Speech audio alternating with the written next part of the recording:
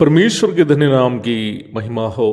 प्रभात मनन के सत्र 1290 में आप सभी का बहुत ही विनम्रता के साथ स्वागत करता हूं। आइए आज के मनन के लिए हम पढ़ते हैं तीमुथियुस को भेजी गई पहली पत्री अध्याय 2 पद 5।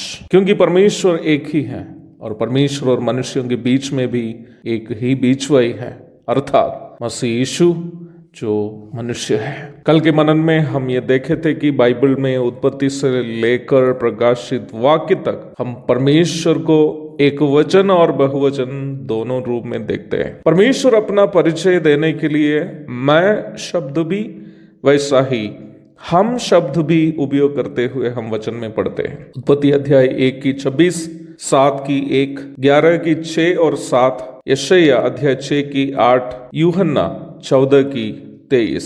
कल हम अब्राहम का दर्शन और यीशु मसीह के बपतिस्मा आदि घटनाओं में भी परमेश्वर को एकल रूप में और वैसे ही 3 रूप में प्रस्तुत करते हुए देखे। यहाँ पर त्रिएकता अथवा ट्रिनिटी शब्द का महत्व है। जैसे कि मैंने पूर्व में भी कहा था कि परमेश्वर के त्रिएकता यद्यपि बाइबल में दृश्य तो है ही, पर त्रिएकता शब्द बाइबल में नहीं है। उपलब्ध इतिहास के अनुसार 2री शताब्दी में सीरिया के अंताकिया में जीवित थियोफिलुस नामक प्रभु के दास इस शब्द का इस्तेमाल सबसे पहले किया था।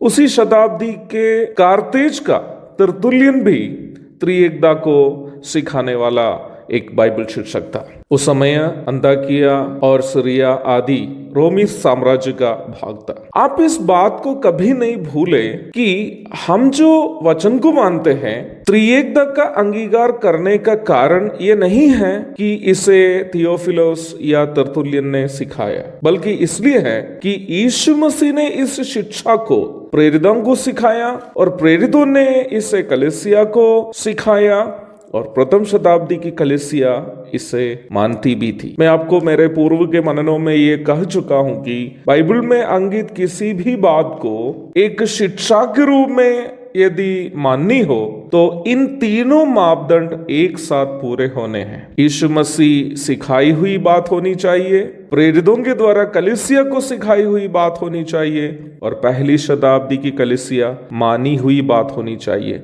ये तीनों मापदंड क्राइटेरिया जिस विषय पर एक साथ पूरी होती है उसे हम नए नियम की शिक्षा के रूप में मान सकते हैं। तो आइए हम देखते हैं कि परमेश्वर के त्रिएकता नामक विषय के लिए इन तीनों मापदंड लागू होते हैं कि नहीं। सबसे पहले, क्या प्रभु यीशु मसीह ने परमेश्वर के त्रिएकता के बारे में सिखाया था? बिल्कुल सिखाया था।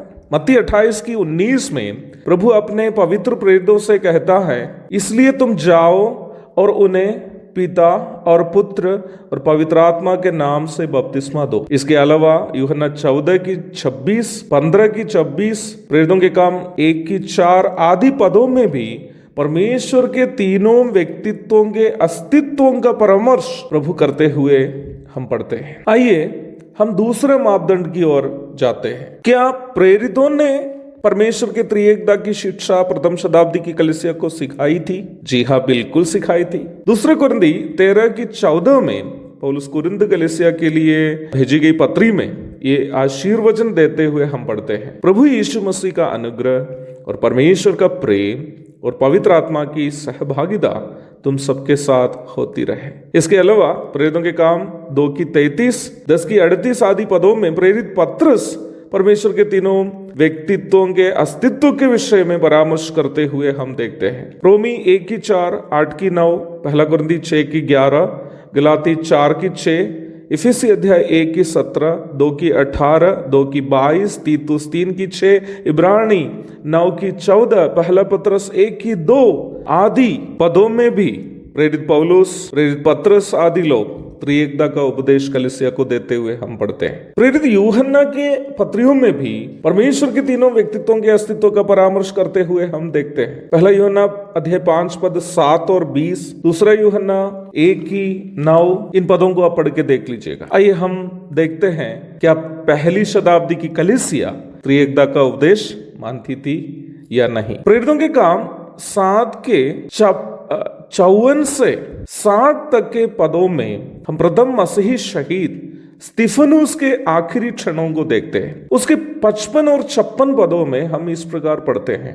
परंतु उसने पवित्र आत्मा से परिपूर्ण होकर स्वर्ग की ओर देखा और परमेश्वर की महिमा को और यीशु को परमेश्वर के दाहिनी ओर खड़ा हुआ देखकर कहा, देखो मैं स्वर्ग को खुला हुआ और मनुष्य के पुत्र को परमेश्वर के दाहिनी ओर खड़ा हुआ देखता हूं। हम इस बात को भी ना भूलें कि प्रेरितों के काम का लेखक लूका था, जो ना ही प्रेरित था ना ही यहूदी मूल से था, बल्कि एक यूनानी विश्वासी था। इसके अलावा प्रेरितों के काम अध्याय 8 15 से 20, अध्याय 10 45 से 48 तक, अध्याय 11 15 से 18 आदि कई भागों से भी हमें यह स्पष्ट सूचना मिलती है कि पहली शताब्दी की कलीसिया परमेश्वर के त्रिएकता नामक शिक्षा को मानती थी। इसलिए ही हम ये सुनिश्चित कर सकते हैं कि परमेश्वर के त्रिएकता बाइबल का एक उपदेश है। इट्स ए बिब्लिकल डॉक्ट्रिन, और इसलिए हम सबको इस सच्चाई मानना ही है। प्रभु दया करे तो इस विषय का अधिक अध्ययन हम कल करेंगे। तब तक के लिए आपसे विदा हो जाता हूं। प्रभु आप सबको इन बड़ी बड़ी आध्यात्मिक सच्चाइयों को समझने का अनुग्रह दे। मारानाथा।